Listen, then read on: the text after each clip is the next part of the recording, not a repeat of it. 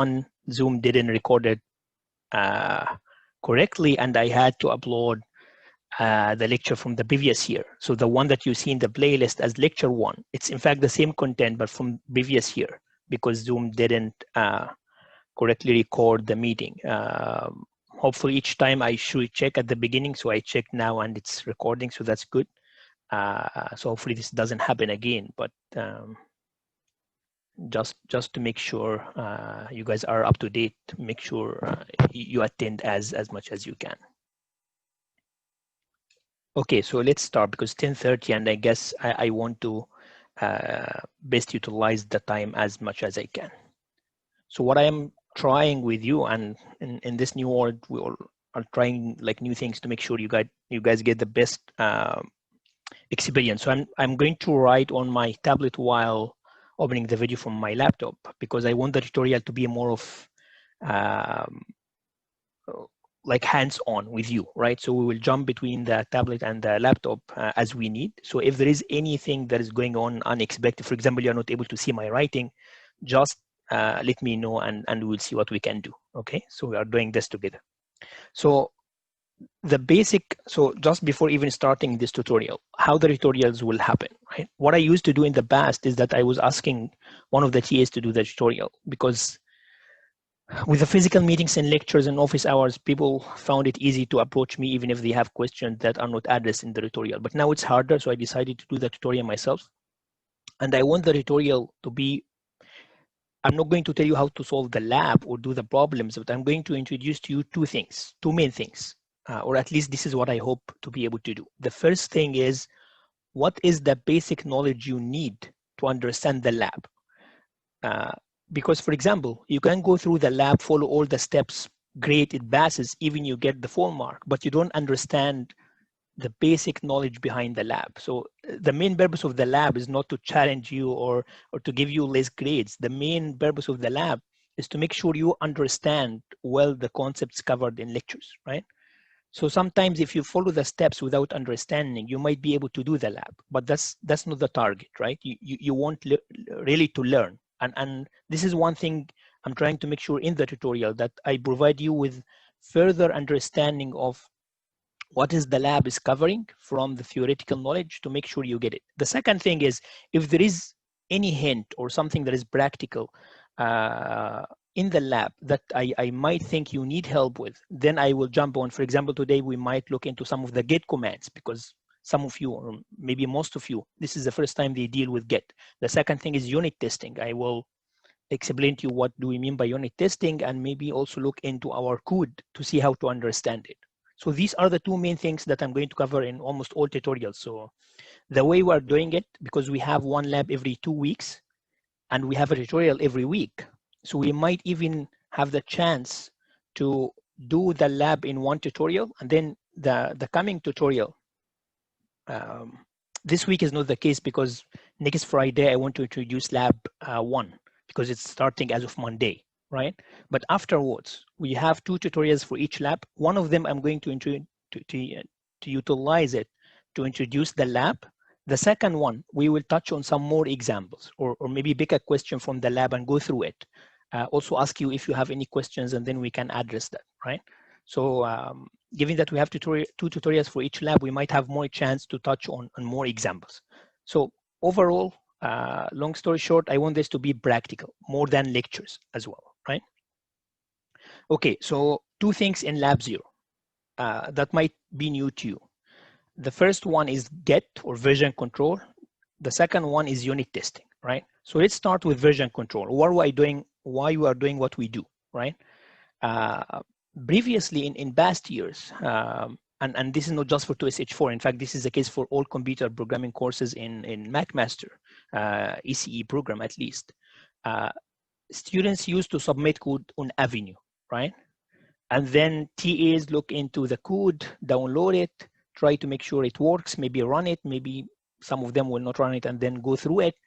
And we also had physical demo. So you go to the lab session, and then at the end of the lab session, you do a demo to make sure you did the lab. So now, because of this virtual nature, and also because, to be honest, from my experience, I thought it wasn't the best experience to submit code through Avenue, because Avenue is not designed for that, and it's not the kind of professional way. And also getting feedback from students that went for internships. They also wanted to get introduced to version control because this is what industry is doing. And any big project, you will find no one is not using version control in industry, right? If you are collaborating with like 10 teams or even like 10 members of the same team, you cannot just all name your code version 1 and then version 2 and send code by email. These things doesn't scale, right?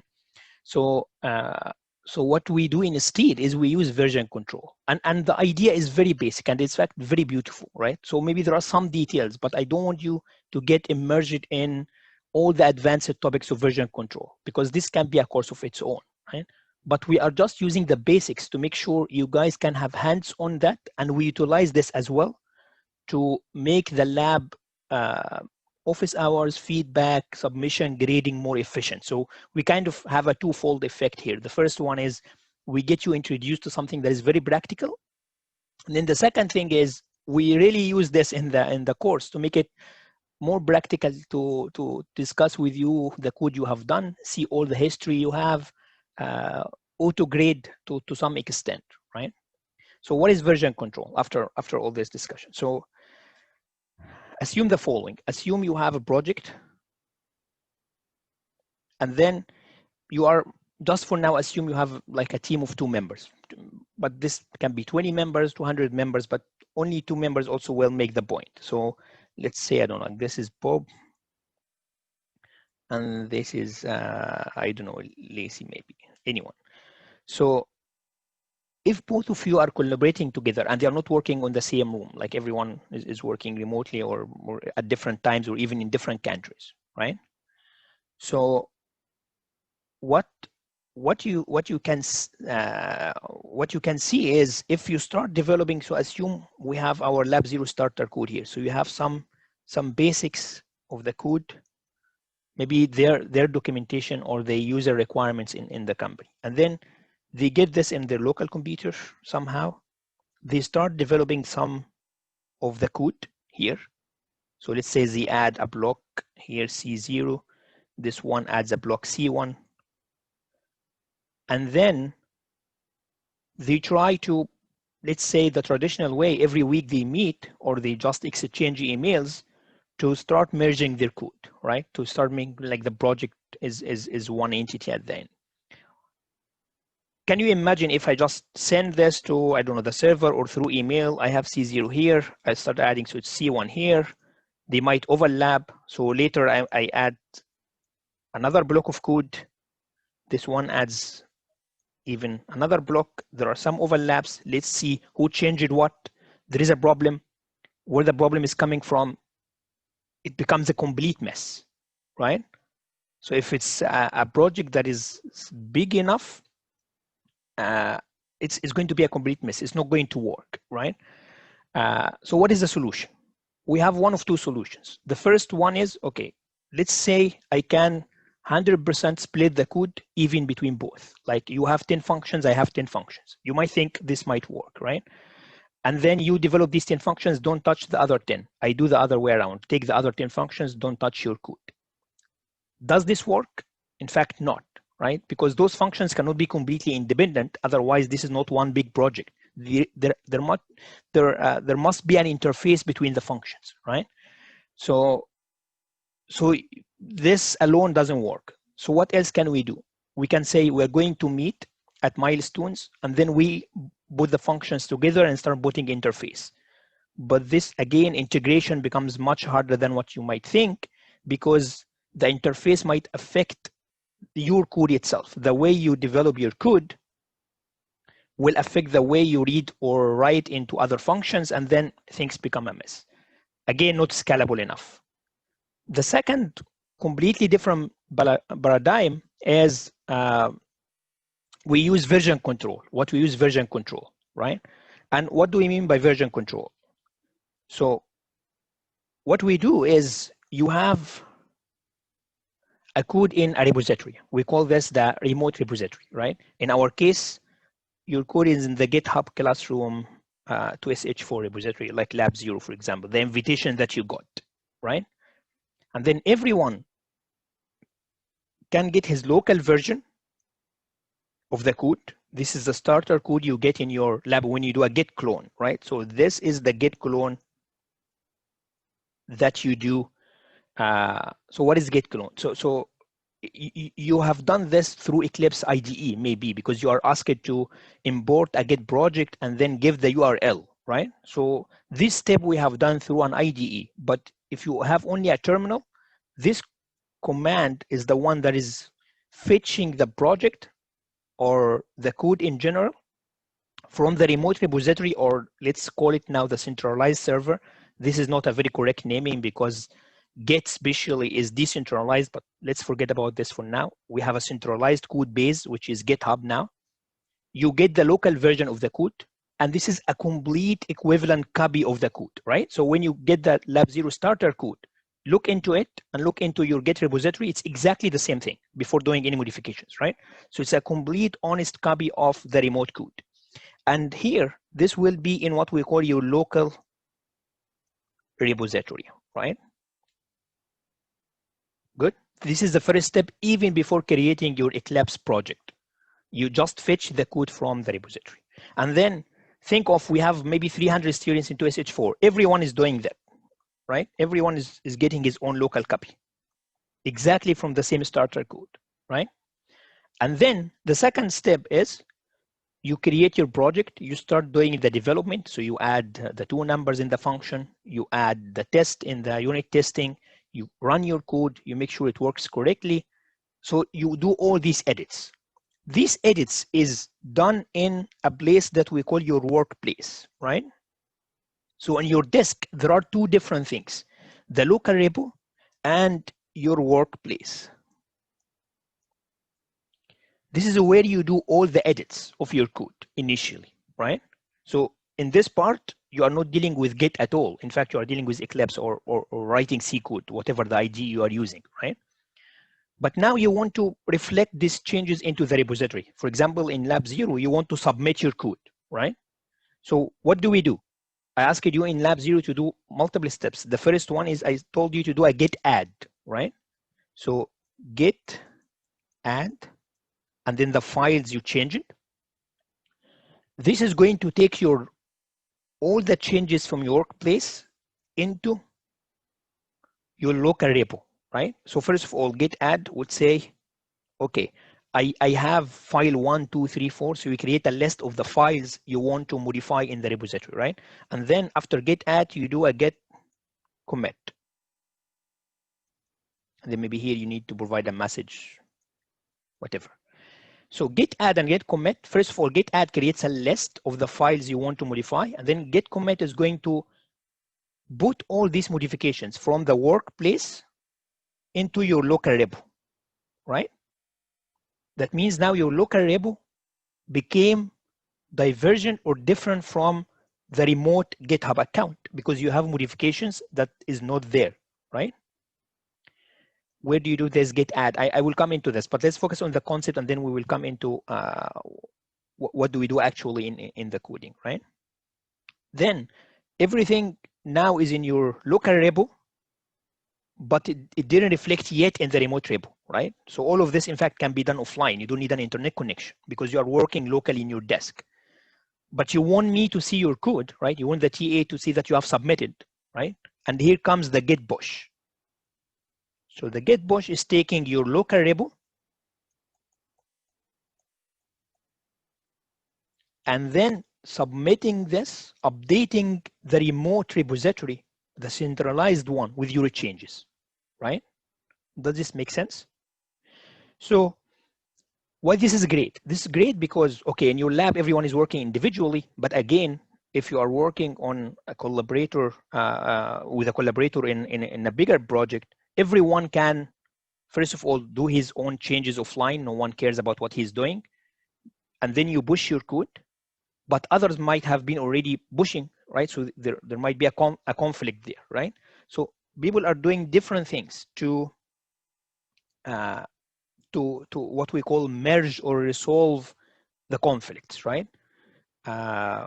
So for example, I did a change, you did another change. If these two changes are in different places in code, so Git handles this completely transparent. You shouldn't even care, right? But if there are two changes in the same place, then Git will do a merge. What a merge means? Merge means basically the most up-to-date version of the remote repository will reflect both changes, right? So it helps in collaborating in projects. Good. So I guess from the questions you guys have, there might be things you missed, or the concept might be a little bit complicated for you. So let me try to repeat very briefly in a different way. I only need to care about, for now, 4 things, right? 4 different steps. First step is get, or maybe here, let me use a different color. So the first one is get the remote version into my own local desk or repository. And this is done through git clone. This is the first step. The second step is, after doing all my edits, developing my project, or you don't in fact need to wait until you end your project. One thing I advised you in lab 0 is to make sure that every time you sit in doing the lab, you push after you leave, even if the lab is not complete. Why do we do this? Because Git want to minimize conflicts as much as you can. So for example, assume you are working in lab 1. Lab 0 is easy, so you might finish it in one sitting. But assume you're working in a lab that might take from you 10 hours. And then you allocate 1 hour per day. So every time you sit for 1 hour and then you develop without pushing into the remote repository, your local repository becomes very divergent from the remote one. So for example, if you lost your local copy, your disk, I don't know, is not working anymore, or you lost your code, there is no place to return it. And this is another advantage of Git. If you push frequently, even if during one step you kind of messed around with something that, for example, created you an error that you didn't have previously, you can very easy get back to the older version, which is the stable one, right? So how to do this? You use a git bolt command, but this one we will come into it later. But one advantage is, if you assume I'm developing a question, it worked fine, but I wanted to try something else. So tomorrow I started developing some code. Oh, I created a problem. I'm trying to trace the problem. I'm not sure what is it. Can I go back to the older version? Oh, I cannot. In Git, you can very easily do that. How? By returning to an older version, because Git keeps track of all the commits you have done to your repository, and they give them a number. So you can say, I want my workplace right now to reflect an older version, right? Think of Git as, for example, the Dropbox or OneDrive of the code. In OneDrive or Dropbox, you can get the history of your files, right? It's exactly the same thing for your code, right? But in fact, in a more efficient way. So going back, so we said we care about 4 steps. The first one is git clone, which gets your remote repository, the lab 0 starter code, into your local repository in your desk. The second one is, after doing all the modifications for the lab, you do a git add and then git commit. And the purpose of doing this is to reflect your workplace into your local repo. So here, all the changes you have done should be here in your local repo, but it's still locally, not pushed into the remote repository. So what you need to do, which is the third step, so this is 2 and 3, add and commit. And then the fourth one is the push. Push is taking these local changes and reflecting them into your GitHub code.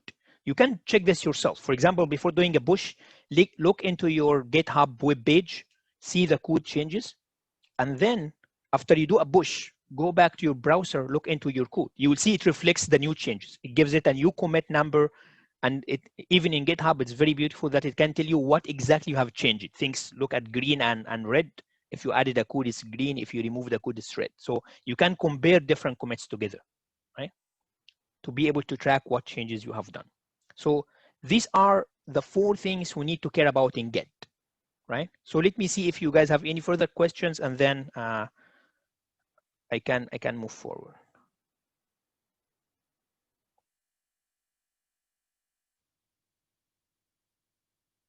Okay, I have already explained git commit again. If you're on Windows, git bash. What's the difference between git push and git pull? Okay. Are you going to show us with your screen? the local repo is still on your device, right? Yes, the local repo is locally, so it's in your device. That's correct. So all of this is your machine, is your hard drive. What is the difference between git push and git pull? Git push is pushing things in from the local repo. So, okay, so another number to make it, another color to make it easy. So we have two versions now, local repo, remote repo. Oh, that's a nice color. So git push is in this direction, right? This is a push. Taking things from local repo into the remote repo. Git pull is the other way around. You update your local repo with maybe changes that happened in the remote repo. Give again the example of you two are working on the same project. Before you set, you want to see if your partner made any changes to the code while you weren't working, right? To make sure you get the most up-to-date version. And Gitbull is doing this for you. So Gitbull is seeing what changes happened in the remote repo, maybe by other members, and then reflect this in your local repo. In our case, in our lab, sometimes I make changes to the starter code, right? Or even the test environment in the repository that I invited you to. If you don't do a git pull frequently every time you sit and doing the lab, you might miss these changes.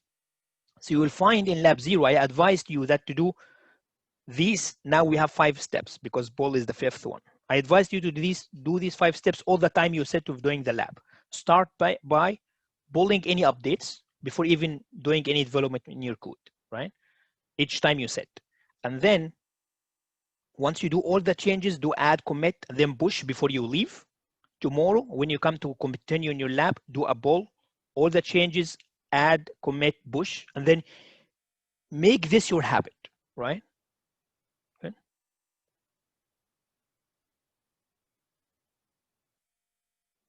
Okay, so when you try to push things without changes, nothing will get pushed. So Git is clever in the sense that it knows what changes are there. Remember, you need to do add and commit before that. So if you try to do add without modifying anything in your code, it will not even do an add. It will tell you that, oh, no changes had happened. So you have up-to-date version. So it will not work. How do you do a pull? Just git space pull, right? Okay, so I guess now most of the questions are not imagining what's happening in real terminal. So let's jump into my Eclipse and see if things you guys, maybe some of you have already done the lab for the lab sessions, but let's look into the terminal together, okay? So let me here try to share. Where is my Eclipse?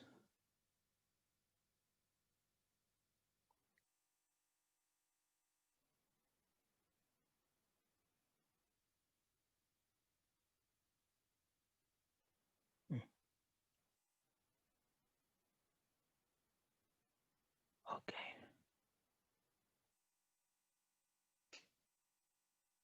I hope you are able to see my Eclipse. Yes? Yes. Perfect. Thank you. Okay, so what do we do? Here, I am in the folder of the lab exactly as you. Like I assume you already get, you have imported your project and then you look into the code and you have your initial setup ready, right? So I want to start from the get point, right? So assume I changed anything. Like for example, here, you are asked in the lab to develop some test, right? So I'm going just to copy this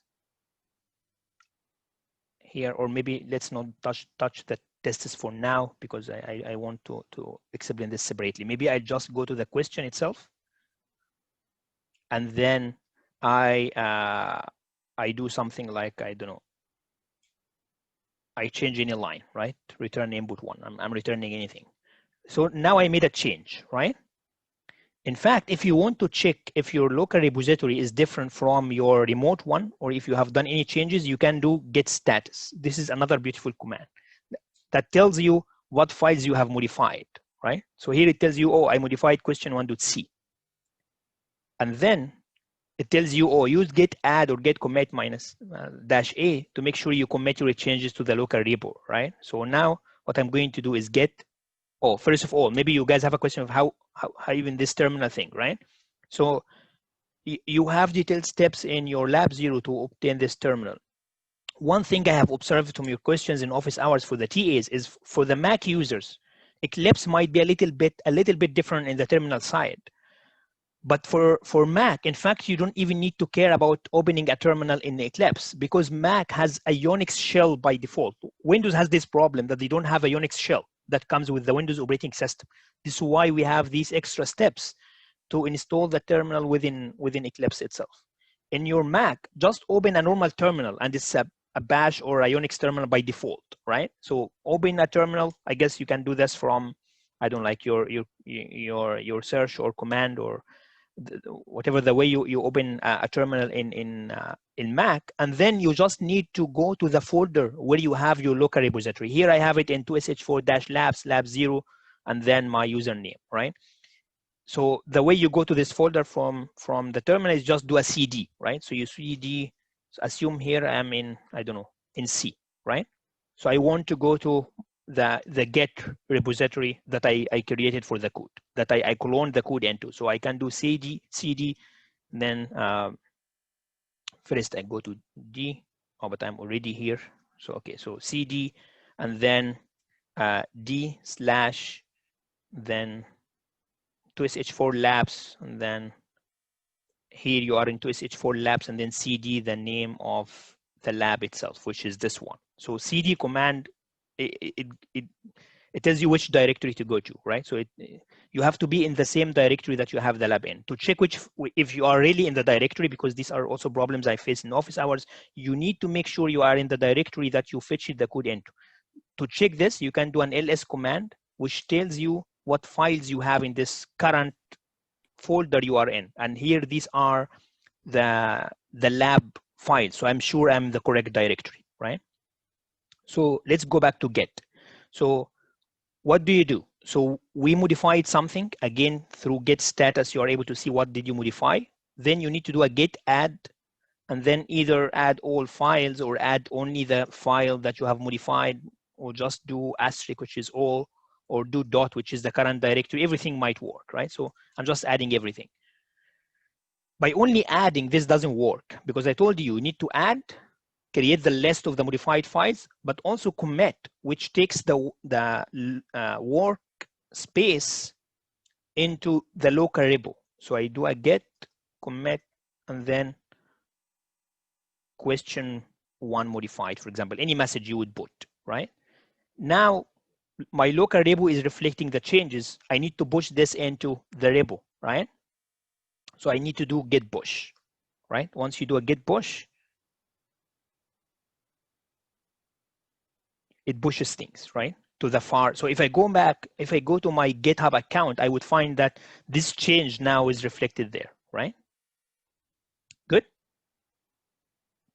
Okay, so this is all what you need to care about in get, right? So let me see if there are further questions.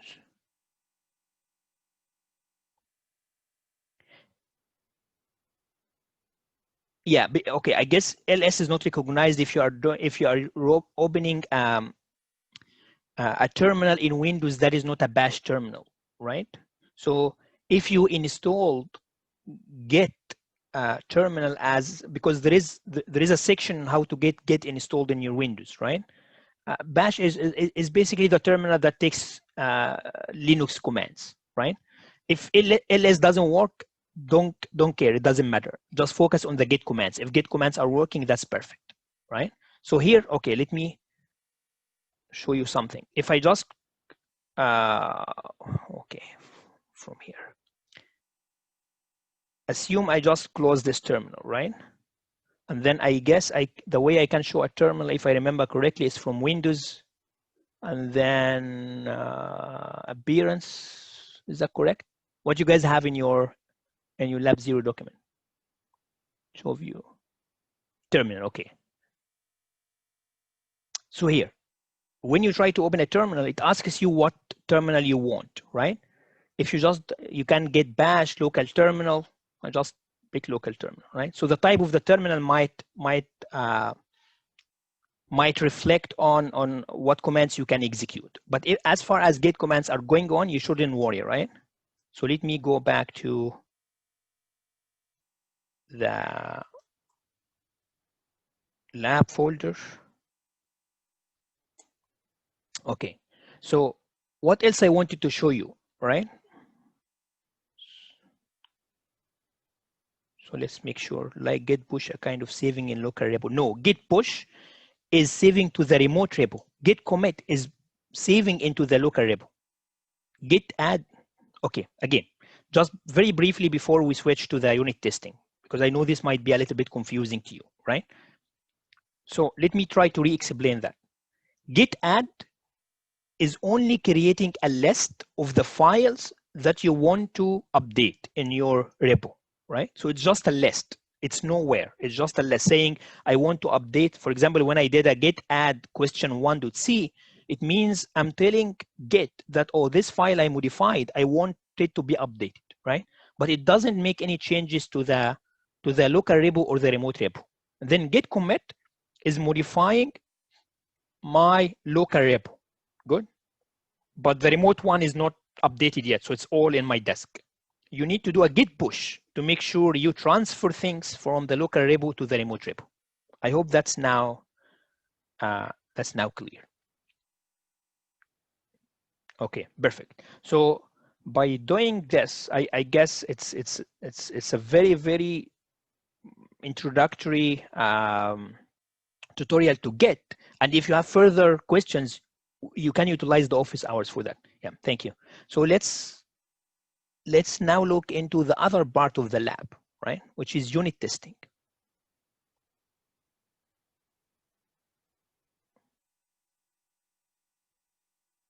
Okay. So what is unit testing and why we care, right? So there is a difference between a programmer and a professional programmer. And if you go for an interview, people make this big distinction between someone who can write code because he knows the C syntax, for example, and someone who understands what is software development, right? And this is a big difference. There is a big difference between both, right? So there is this convention in professional programming is that if the code is not tested, then it doesn't work, right? And the code that is not regression tested, and we will see now what we mean by regression, it will break eventually, right? So what is the solution? The solution is to do a unit testing framework to be able to efficiently, easily add tests, run tests, and look into the results, right? So what different types of testing different companies have? We have what we call unit testing, and it's called unit because you split your bigger project. For example, in our labs, we are going to split the lab into different questions or functions. Each question would have its own function, right? And then we test this question. So we don't develop a test that tests everything together now. In Java, we'll do this because labs will be composed of multiple parts. But in most C questions, I guess with the exception of the last lab, each question is a standalone. So it composes a unit, right? And this is what is meant by unit testing. Unit testing, you are focusing on testing only a class or a function or part of your code, independently of anything else, right? And then integration testing is a little bit bigger thing. So in unit testing, I tested function 1, function 2, function 3, but I didn't test all the functions together. Assume the 3 functions compose a module in my code. So they do have like a task together. So after unit testing each function, I do testing for all the 3 functions integrated. So it's a second level of testing. And then finally, we have what we call application testing, where you just take your full project, provide some input, look into the output. So it tests everything together, right? In most companies, they do all the 3 types of testing. And in fact, as you will see, this is done in a daily basis, right? So how does it work?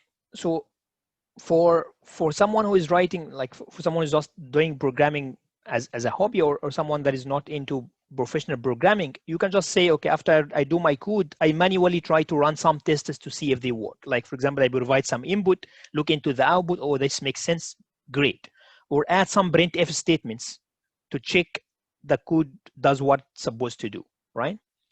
As you can imagine, this is not very scalable, right? Because if you have thousands of lines of code, and if you have complicated code, you'll not be able to add printf statements everywhere, right? It would also slow your your programming and your running time.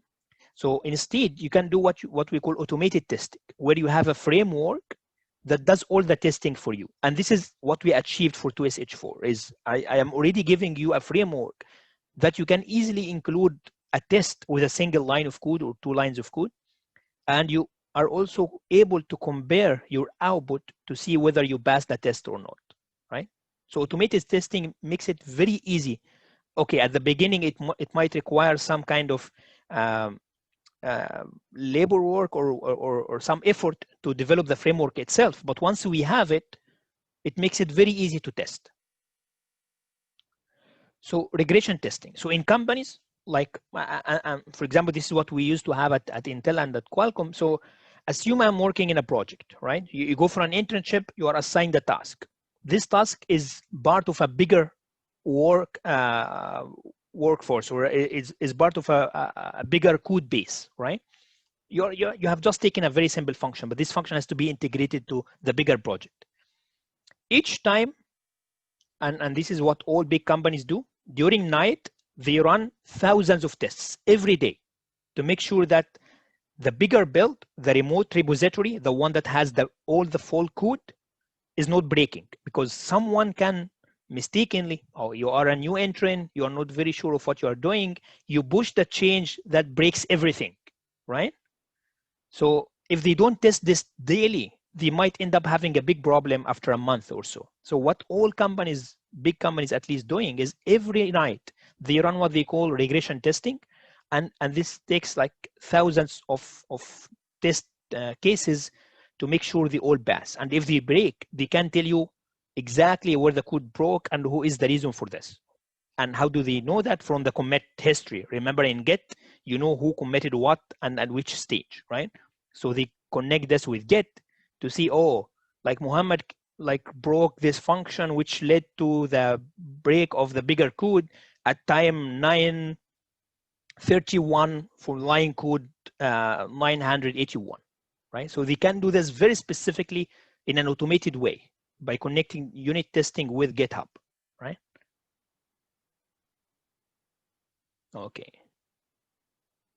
As I said, a testing framework, it might take time to develop, and you are not required in 2SH4 to develop any test framework. You are given this test framework ready for you.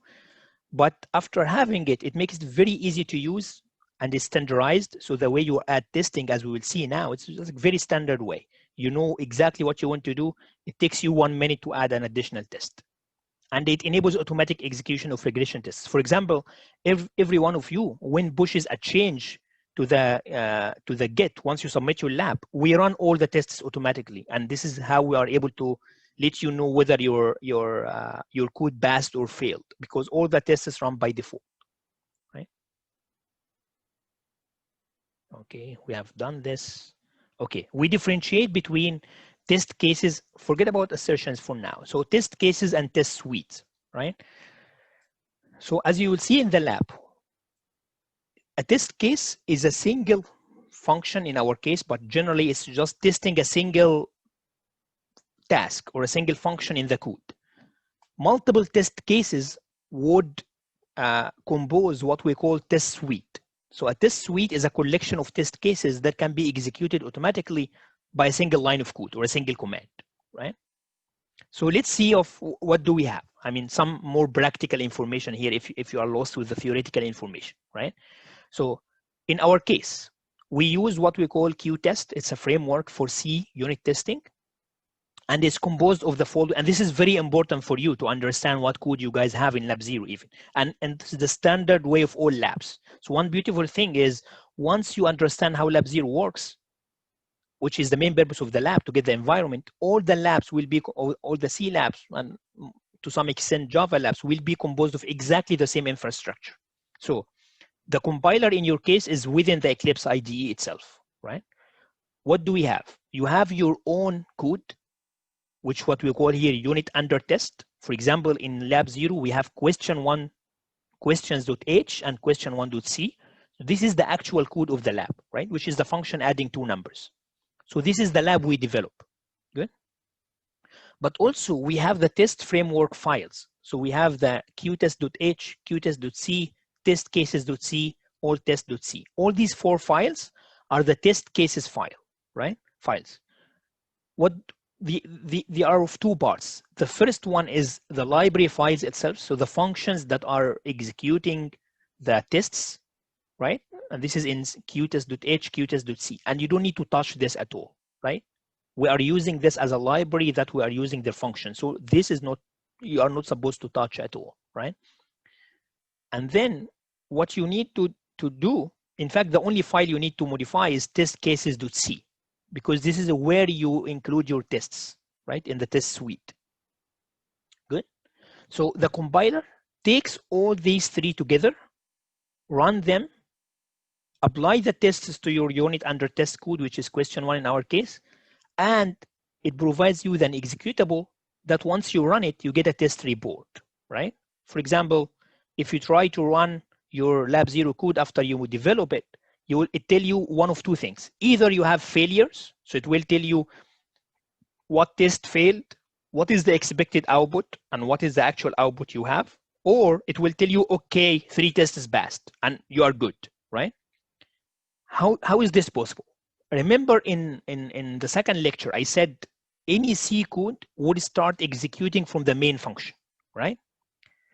If you look into question 1.c, it doesn't have any main, which is very weird, right? It seems contradicting with the lecture, right? This is in purpose because the main itself is in the test cases.c or all tests. It's in fact in the all tests.c. So the main is within the test environment. And this is where you start your executing of the code, provide the tests, feed the function with the inputs, run it, capture the output, compare it with the expected output, and it tells you whether you passed or not, right? Good. So, for example, let's take one example. It's one I guess this is from lab 1, right? So assume I have in my unit under test in the header file, and this is something also that I want you all to understand. In C, in the example we have done in the lecture, we use the studio.h header file. And I told you, header files can be of 2 types. The header files that comes with the C library itself is something that you can inherit from the C. So it's for you to use. But you can also write your own header files, right? So the way we structure our code, and this is a professional way, is you need to separate the definition of the function from the implementation of the function. So in the header files, we include only the definitions. For example, here for question 2, we call this as a prototype. We're going to touch on this in either today's lecture or on Tuesday. So what you need to know for now is header files only include the definitions. The actual implementation in the source code, which is in .c files, right? So this is what we call unit under testing.c and .h. And then in the test cases, you will find something like test Q2 true. So these are the test cases you find. And then you have the test suite. And you need to add that any test you develop, you need to add to the test suite to be able to run, right?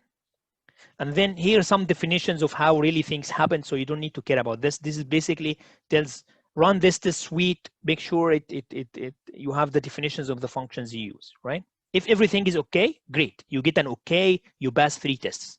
If there is a failure, it shows you the expected value and the actual value. I'll show you now. Okay, so that's good. We are done with this because I want to show you practically before I look into the questions, okay? Okay, here, right?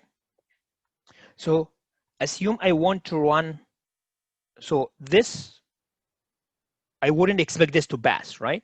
Does this make sense? I'm adding 2 numbers, but I'm only returning one of them. This shouldn't pass, right? So to run this, you can run this from here. Okay, maybe I just do what you guys do to make sure I don't confuse you. But usually I try to use the terminal myself. But anyway, I'm building the project, which is basically the compiler. The compiler is running, taking all the source code. Oh, I'm running a different project now. That's bad. Okay, so let me see. This should be lab 0 test if I remember correctly. Then project build, this should be this one, project build project.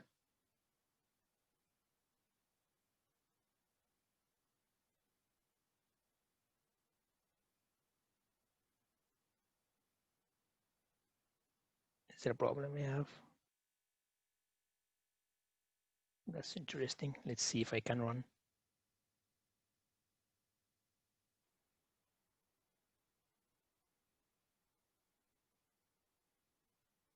Oh, it was just slow. Okay, that's okay. No, it keeps running because okay, great. So what happened is I did run 2 tests, passes 0, fails 2. Why? Because one test was expecting an output of 6, but I returned 2. The other one was expecting 4, but I returned 0. What does it mean? Let's look together. So if I go to test cases.c, you see that the first test is providing as an input to the function 2 and 4. 2 plus 4 is 6, but I'm returning 2 because I'm returning the first input. So 6 is not 2, that means you are failing. The second test is taking 0 and 4. So the expected is 4, but I'm returning 0 because I'm returning the first input, right? So I'm failing both tests because I did my implementation wrong, right? If we just simply add the 2 numbers here, this should be passing correctly. Good. Okay, so maybe don't expect that I'm just solving the lab for you here, because the main purpose of the lab is not just adding 2 numbers. That's pretty easy. But later I'm not doing this in other labs, right? Because it would involve some intellectual challenge for you. But for this one, it's pretty easy. This is not the target of the lab either. So I want you better to understand how the environment is working. So basically, if I implemented my code correctly, I try to rebuild and then run. Oh, which time you're going to ask me? That's bad. Oh, I passed everything, right? Because simply I added the 2 numbers, so everything was okay. Good. So you want to add some tests. So what you want to do? You need to go to the test cases.c. You add another. Here we have 2 functions. Each one of them is test case. You need to add a third function. You might call it test question 1_3, for example. Provide different inputs as you are guided in Lab 0 document, and then you will use exactly the same thing. As I told you, the way the test works is very simple. It just provides some inputs, stimulates the function by calling it, and we will see in next week how a function in C works, how to call a function, how to define it. But here simply you are just calling your add function. This add function is the one that we have here, right? This is add function. It provides 2 input to it, takes the output because it returns an int, and compare the output with what is expected. And see if it passes, great. If it doesn't pass, it tells you what is the problem. Good. So something I have observed from office hours and labs is you guys in your implementation of add function, you are doing scanf to read inputs from the user. No, you shouldn't be doing this. The purpose of the add function is to take these 2 as input from the test cases, so not from the user. So we already have predefined inputs here, right? So you should just use input 1 and input 2 directly. Good. Okay, so given that we have few minutes left, and I said I have already went through all what I want to do, let me look into the questions.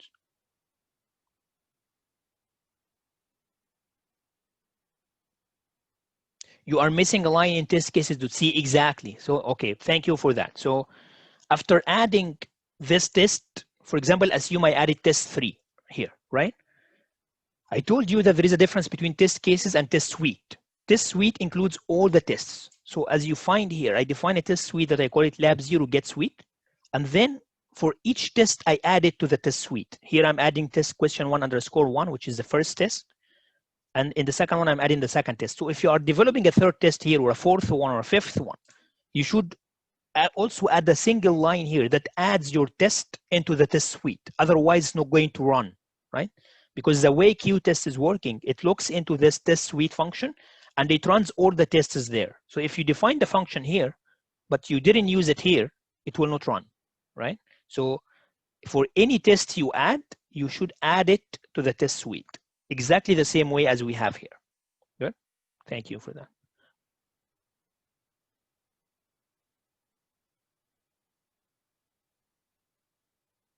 Okay, so these lab specific questions, I would prefer you guys go to the office hours and ask, because I can, either me or the TAs can look with you into, like, share a screen and look into things, right?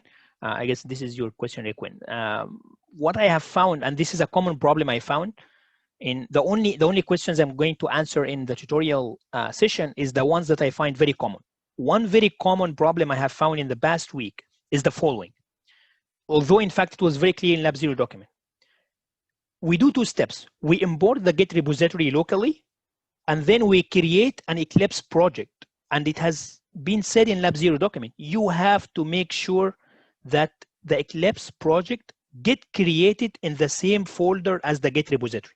Otherwise, you are creating a project in a place that is completely different than the Git clone you have done. And then there is no source code there. And yes, you will get this error. It will not know your Git repository. So the solution for this is to make sure when you create the Eclipse project is that you change the default path into the folder where you have your Git repository. Good.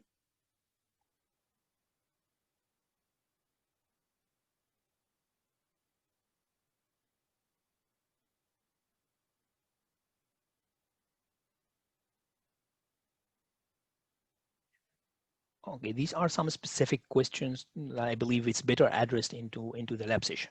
So yeah, I guess I'm done with all the technical content, but I'm going to stay for like some minutes if someone has like general questions. You guys are feel you are free to leave or stay if you think the questions might be interesting to you as well. So just before anyone leaves, I would say this is recorded and hopefully I will post it in the YouTube channel as well. Yes, you can push as many times as you can. The only one, the last one is going to be, in fact, you are advised to push as much as you can, because now we can track your changes and make sure you put the effort there, especially for the coming labs, which involve multiple questions. And yes, if the last one passes, you shouldn't worry about the previous ones. It's clear that you will fail sometimes until you develop your code.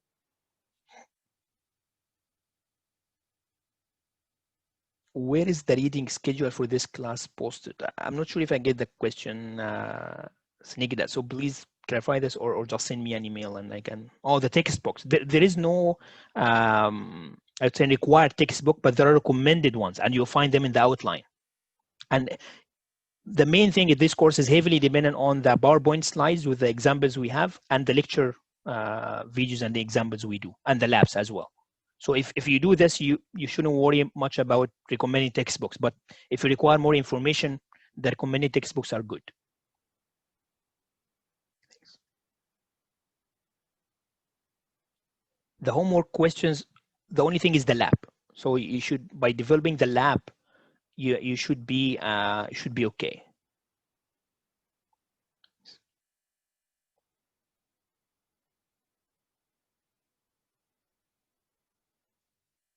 Okay, so I guess we kind of converged into a silence. So thank you all. Oh, there's another. Do we need to finish the lab safety quest before the lab? Yeah, these kind of bureaucratic things, maybe I'm the last one to ask about. But I would say yes. What we have been told is yes, you should finish the safety quiz lab, which is an online thing. It's multiple choice. You just finish in half an hour, as far as I know. Right? Is there any website or anything can help with our lab? The tutorial is your choice, lectures, and then office hours.